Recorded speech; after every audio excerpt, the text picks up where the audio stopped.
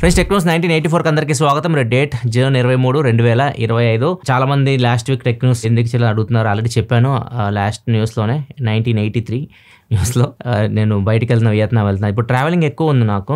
Last week అంతా వియత్నాంలో నేను నైటే వచ్చాను. అండ్ ఇప్పుడు పోకో F7 కూడా అన్బాక్సింగ్ అయితే రేపు రాదు మన ఛానల్లో. చాలా మంది వెయిట్ చేస్తున్నారు దానికోసం. నేను డైరెక్ట్ సాటర్డే వీడియో చేస్తాను అండి. వాళ్ళు అన్బాక్సింగ్ చూడాలనుకుంటే కాంతన ఛానల్లో వస్తుంది, బెస్ట్ టెక్ ఇన్ తెలుగు. మీరు ఇంకా సబ్స్క్రైబ్ చేసుకోకపోతే సబ్స్క్రైబ్ చేసుకొని కింద డిస్క్రిప్షన్ లింక్ అయితే ఉంటుంది. రేపు ఈవినింగ్ కూడా నేను బయటకు వెళ్తాను. రేపు ఈవినింగ్ ఢిల్లీ వెళ్తున్నాను, మళ్ళీ ఎల్లుండి ఈవినింగ్ వస్తాను, మళ్ళీ నెక్స్ట్ మండే లండన్ వెళ్తున్నాను. మొత్తం ఎలా ఉందంటే ట్రావెలింగ్ ఎక్కువ ఉంది, మధ్య మధ్యలోనే ఉంటాను అనమాట. నేను చాలా బిజీగా ఉంది స్కెడ్యూల్ అయితే.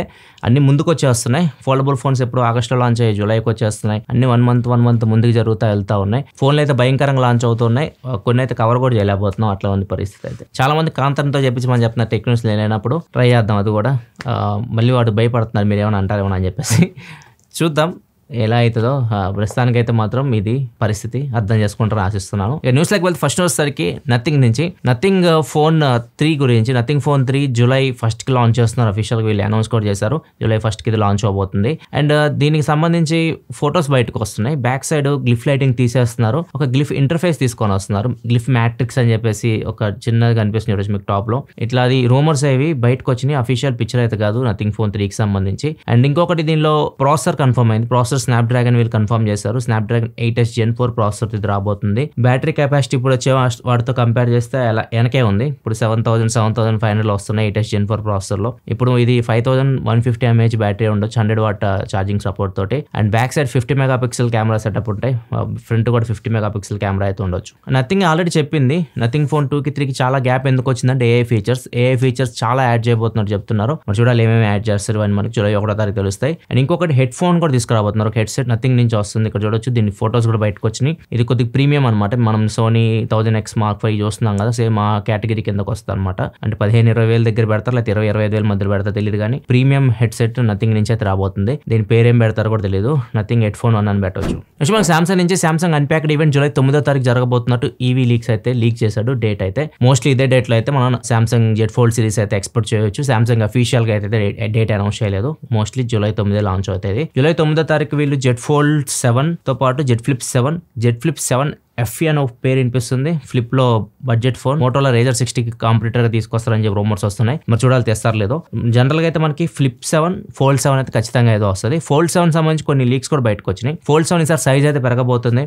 ఇంత ముందు మనకి జెడ్ ఫోల్డ్ 6 తో కంపేర్ చేసి పెద్ద సైజ్ ఫోన్ ఇది. థిక్నెస్ తగ్గుతుంది. Last time Z fold 6 unfold చేస్తే థిక్నెస్ వస్తే 5.6 mm ఉండేది. ఇప్పుడు 4.5 mm కి జెడ్ ఫోల్డ్ 7 తగ్గించబోతున్నారు. ఫోల్డ్ చేసిన తర్వాత జెడ్ ఫోల్డ్ 6 థిక్నెస్ వచ్చేసరికి 12.1 mm ఉండేది. ఇప్పుడు 9 mm కి తగ్గిస్తున్నారు. వెయిట్ కూడా తగ్గుతుంది. జెడ్ ఫోల్డ్ 6 వెయిట్ వచ్చేసరికి 239 grams ఉంది. జెడ్ ఫోల్డ్ 7 వెయిట్ వచ్చేసరికి 215 grams వరకు ఉండబోతున్నట్టు రూమర్స్ అయితే వస్తున్నాయి. ఇది క్వాల్కామ్ ప్రాసెసర్ తో వస్తుంది.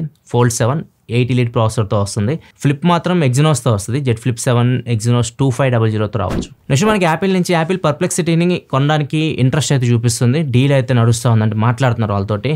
దగ్గర $14 billion ఆఫర్ చేశారు యాపిల్ వాళ్ళకి. $14 billion చాలా ఎక్కువ. ఇప్పుడు ఇంతకుముందు ఇంత పెద్ద డీల్ యాపిల్ చేసింది బీట్స్ హెడ్ ఫోన్స్ మీరు చూసేమని ఉంటారు. దాన్ని యాపిల్ $3 billion కొనుక్కుంది ఇంతకుముందు. దాని తర్వాత ఇదే అనమాట బిగ్గెస్ట్ ఆఫర్ చేయడం. మరి చూడాలి. పర్ప్లెక్సిటీ కోసం చాలా మంది ట్రై చేస్తున్నారు. ఈవెన్ మెటా కూడా ట్రై చేస్తుంది. మెటా కూడా వాళ్ళతో మాట్లాడుతుంది. వాళ్ళు ఎవరికి అమ్ముతారో తెలియదు కానీ అందరు పర్ప్లెక్సిటీ కోసం ట్రై చేస్తున్నారు. లైక్ చాట్ జీపీటీ జెమినీ లాగా అనమాట ఇది ఏఐ బాట్.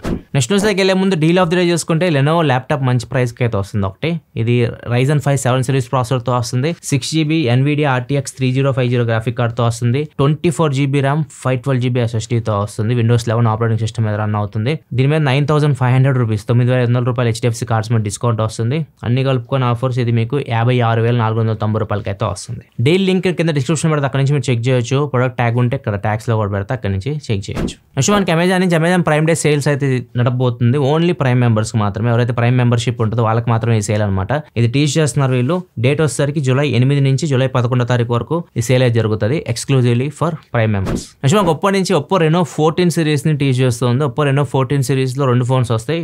నార్మల్ 14 Pro అయితే వస్తుంది. అండ్ దీనిలో ఒకటి 8250 ప్రాసెసర్, ఒకటి 8350 ప్రాసెసర్ ప్రాసెసర్తో వస్తుంది. అండ్ రెనో సిరీస్ అంటే వీళ్ళు కెమెరాస్ ఎక్కువ ఫోకస్ చేస్తూ ఉంటారు. టాప్ మోడల్లో మీకు కెమెరాస్ అన్ని 50 మెగాపిక్సెల్ కెమెరాస్ ఉండబోతున్నాయి. Back side main camera, wide angle camera, telephoto lens, front 50 megapixel, మొత్తం 4 50 మెగాపిక్సెల్ కెమెరా అయితే రెనో 14 ప్రోలో అయితే మీరు చూస్తారు. ఇవి త్వరలోనే లాంచ్ చేస్తున్నారు ఒప్పో వాళ్ళు. జూలైలో వీటిని మనం ఎక్స్పోర్ట్ చేయొచ్చు మార్కెట్లో. నెక్స్ట్ మనకి ఫోర్బ్స్ అండ్ సైబర్ న్యూస్ వీళ్ళు చెప్పిన ఇన్ఫర్మేషన్ ప్రకారం చూసుకుంటే దగ్గర 14 బిలియన్ పాస్వర్డ్స్ హ్యాకర్స్ హ్యాక్ చేశారనమాట ఆన్లైన్లో. చాలా అన్ని జీమెయిల్ కానివ్వండి, ఫేస్బుక్ కానివ్వండి, ఇన్స్టాగ్రామ్ కానివ్వండి, మీరు రెగ్యులర్గా యూస్ చేసే పాస్వర్డ్స్ ఉంటాయి. అట్లాంటి 14 బిలియన్ పాస్వర్డ్స్ హ్యాకర్స్ హ్యాక్ చేసినట్టయితే వీళ్ళు దగ్గర ఇన్ఫర్మేషన్ ఒకటి చెప్తున్నారు. వీళ్ళు ఏం సజెషన్ ఇస్తున్నారంటే ఫోర్బ్స్ కానీ సైబర్ న్యూస్ కానీ మీ వెంటనే మీ పాస్వర్డ్స్ని రీసెట్ అయితే చేసుకొని కొత్త పాస్వర్డ్స్ పెట్టుకున్నట్లుగా వీళ్ళు సజెషన్ అయితే ఇస్తున్నారు. నెక్స్ట్ న్యూస్కి వెళ్ళే ముందు కామెంట్ ఆఫ్ ద చూసుకుంటే జాషో గేమింగ్ అడుగుతున్నారు. అన్న స్కామర్స్ మరీ దారుణంగా ఉన్నారు. ఫ్లిప్కార్ట్లో ఆర్డర్ పెట్టా, అమౌంట్ కూడా పే చేసా, వాళ్ళు కాల్ చేసి అమౌంట్ పెండింగ్ లో ఉంది, పే చేయండి అని నా వాట్సాప్కి QR కోడ్ పెట్టారు. ఇన్ కేస్ పే అవ్వకపోతే రీఫండ్ వస్తుందని కూడా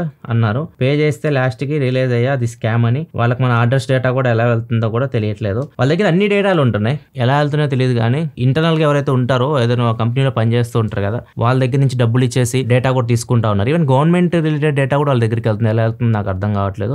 చాలా మంది గవర్నమెంట్ స్కీమ్స్ లో డబ్బులు అప్లై చేసుకుంటారు, వాళ్ళని కూడా వీళ్ళు ఫోన్లు చేసి గవర్నమెంట్ నుంచి మాట్లాడుతున్నాము, మీకు దీనిలో డబ్బులు వచ్చినాయి అని చెప్పేసి డబ్బులు వాళ్ళ దగ్గర నుంచి గుంజుతూ ఉన్నారు. అన్ని రకాలుగా వీళ్ళు ట్రై చేస్తున్నారు స్కామ్ చేయడానికి. జాగ్రత్తగా ఉండండి. డబ్బుల విషయం ఎవరికైనా మీరు డబ్బులు ₹1 వేస్తున్నారంటే కొంచెం జాగ్రత్తగా చూసుకొని వాళ్ళకి పే చేయండి. నెక్స్ట్ మనకి ఫ్రీ స్టార్లింక్ అని చెప్పేసి ఇన్స్టాగ్రామ్లో యాడ్స్ కనిపిస్తూ ఉన్నాయి. యాడ్స్ రూపంలో పాపప్ అవుతున్నాయి, మీకు పోస్టుల రూపంలో కనిపిస్తూ ఉన్నాయి. స్టార్లింక్ ఫ్రీగా మీరు యూజ్ చేసుకోవచ్చు. జస్ట్ మీరు ఇన్స్టాలేషన్ ఫీ ఒకటే కట్టాలి. $3,499 ఉంటుంది ఇన్స్టాలేషన్ ఫీ అని చెప్పేసి. దాని మీద క్లిక్ చేస్తే వెబ్సైట్ తీసుకోబోతుంది. ప్రజెంట్ వెబ్సైట్ తీసేశారు. అది ఆ వెబ్సైట్కి వెళ్తే చూడడానికి మీకు ఏదో స్టార్లింక్ వాళ్ళు వెబ్సైట్ లాగా కనిపిస్తుంది. అక్కడ మీరు చాలా మంది డబ్బులు కూడా కట్టారు, ₹3,500 డబ్బులు కూడా కట్టారు. తర్వాత వెబ్సైటే లేకుండా పోయింది. స్కామర్స్ చాలా తెలివైన వాళ్ళు అనమాట. ప్రజెంట్ ఏం నడుస్తుంది ట్రెండ్, సో చాలా మంది దేనికోసం ఎదురు చూస్తున్నారు. సో అట్లాంటి క్యాష్ చేసుకుని ముందు ఉంటారు వీళ్ళు. స్టార్లింక్ ఇండియాకి అఫీషియల్ ఇంకా రాలేదు. వీళ్ళు అప్పుడే సబ్స్క్రిప్షన్ సర్వీసెస్ అని చెప్పేసి డబ్బులు వసూలు చేయడం మొదలు పెట్టారు. కొద్దిగా జాగ్రత్త అయితే ఇట్లాంటి పోస్టులు మీకు కనిపిస్తూ ఉంటాయి. నాకు కూడా చాలాసార్లు కనిపించింది ఇన్స్టాగ్రామ్ లో ఇట్లా స్క్రోల్ చేస్తున్నప్పుడు. ఇట్లాంటి వాటి మీద క్లిక్ చేయకండి. వచ్చినప్పుడు అఫీషియల్ గా నేను మీకు న్యూస్లో చెప్తాను. నెక్స్ట్ మనకి .tv చాలా మందికి గుర్తుండే ఉంటుంది. ఇది రీసెంట్గా నవంబర్లో అట్లా లాంచ్ అయింది అనుకుంటా 2024లో. జస్ట్ 10,000కే QLED టీవీ 4K, అది కూడా 4K టీవీ 43 ఇంచ్ టీవీ అని చెప్పేసి దీన్ని బాగా పబ్లిసిటీ చేశారు. అండ్ ఇది పెట్టింది కూడా మైక్రోమాక్స్ ఫౌండర్ రాహుల్ శర్మ, ఆయన బ్రాండ్ అనమాట ఇది. సో వీళ్ళు పెట్టారు. అప్పుడు ఏం చెప్పారంటే ఇది మీకు జస్ట్ $10,700 అట్లా అయితే వచ్చింది టీవీ అయితే. అండ్ టీవీ తీసుకున్న తర్వాత దీనికి సబ్స్క్రిప్షన్ బేస్డ్ టీవీ అనమాట.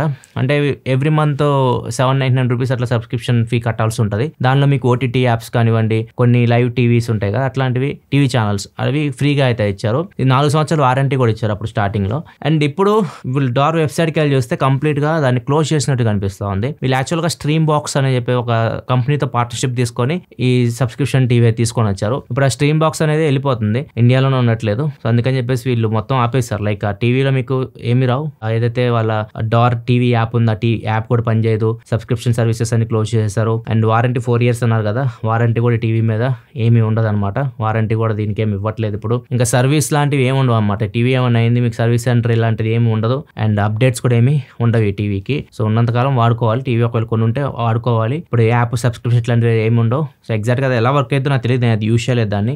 ఒకవేళ మీరు ఆ యాప్లు ఇవన్నీ పని చేయకపోతే మాత్రం మీరు Fire TV స్టిక్ ఇట్లాంటివి ఉంటాయి కదా, వాటి నుంచి మీరు యూజ్ చేసుకోవచ్చు. సో ఇలా ఉంటే మన కొత్త బ్రాండ్స్ మనం వెళ్ళేటప్పుడు కొద్దిగా జాగ్రత్తగా అయితే ఉండాలి. ఆల్రెడీ ఎస్టాబ్లిష్ లేదనుకోండి, బ్రాండ్ కొత్తగా వచ్చింది అనుకోండి, సర్వీస్ దగ్గర ఒకవేళ వాళ్ళు ఏమైనా ప్రాబ్లం అయినా కానీ మొత్తం దుకాణం ఎత్తేస్తారు. తర్వాత తీసుకున్న వాళ్ళు ఇబ్బంది పడతా ఉంటారు. సో ఈ టీవీతో అది రుజువు అయింది. ఇది ఫ్రెండ్స్ వరకు న్యూస్ అయితే. ఎపిసోడ్ మీకు నచ్చింది అనుకుంటున్నాను. నచ్చితే లైక్ చేయండి. మరిన్ని వీడియోస్ కోసం మన ఛానల్ సబ్స్క్రైబ్ చేసుకొని ఫాలో అవుతుండండి. మళ్ళీ మనం రేపటి టెక్ న్యూస్ కదా, సెలవు, బాయ్.